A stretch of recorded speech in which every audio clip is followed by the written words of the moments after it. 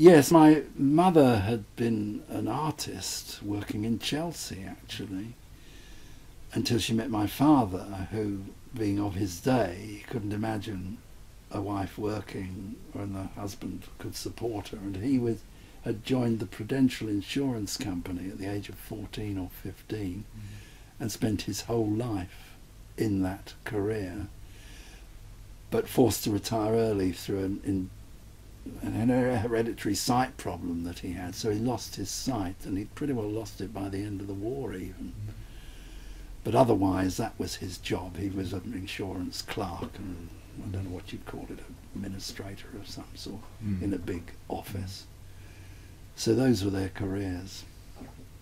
But he was an avid reader and collected huge collections of books and first editions and all that kind of stuff. You could see a few of them next door. And very active and politically, originally the ILP in the Labour Party. And but also mixing this with a great interest in theosophy, spiritualism and all that side of life. Not exactly a contradiction. But I grew up with both those massive contexts, or intellectual contexts, if you like, and they had very different reactions on me, one political and on the left, and the other more philosophical or religious almost, which was the Theosophy, the Theosophical Society, which he was a very active member of. And it meant going to meetings and holding meetings at our house. Had a big house in Ealing, and having garden parties and all this kind of thing where people would give spiritual.